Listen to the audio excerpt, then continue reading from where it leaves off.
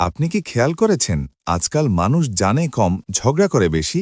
হত্যা, অশান্তি, ফিতনা সব যেন হঠাৎ বেড়ে গেছে। এই ব্যাপারে নবী সাল্লাল্লাহু আলাইহি ওয়াসাল্লাম আগেই আমাদের সতর্ক করেছিলেন।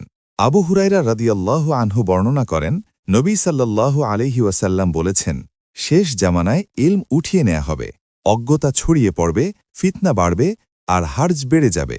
তখন সাহাবীরা জিজ্ঞেস করলেন, হে আল্লাহর রসুল, হার্জ কি? নবী সাল্লাল্লাহু আলাইহি ওয়াসাল্লাম হাত দিয়ে ইশারা করে বললেন, এরকম এরকম, অর্থাৎ হত্যা, খুনাখুনি। সহি মুসলিম 1036 1412। ইলম উঠে যাওয়ার অর্থ মানুষের মাঝে কুরআন হাদিসের জ্ঞান কমে যাবে, তার জায়গা নেবে অজ্ঞতা আর ভুল ধারণা। আর যখন ইলম থাকে না, তখন মানুষ আবেগে চলে, ফিতনায় জড়িয়ে পড়ে আর ছোট ছোট বিষয়েই রক্তপাত পর্যন্ত ঘটায়। আজ আমরা ঠিক সেটাই দেখছি। অশান্তি, সহিংসতা, খুন সব স্বাভাবিক হয়ে যাচ্ছে।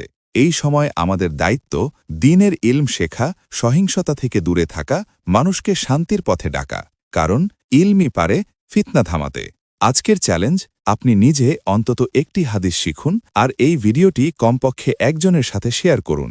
চলুন ইলম ছড়িয়ে দিয়ে ফিতনার বিরুদ্ধে দাঁড়াই। ভিডিওটি উপকারী মনে হলে লাইক দিন, শেয়ার করুন এবং এমন আরও সহি হাদিস পেতে চ্যানেলটি ফলো বা সাবস্ক্রাইব করতে ভুলবেন না। আল্লাহ আমাদের সবাইকে দুনিয়াবি ফিতনা থেকে হিফাজত করুন। আমিন।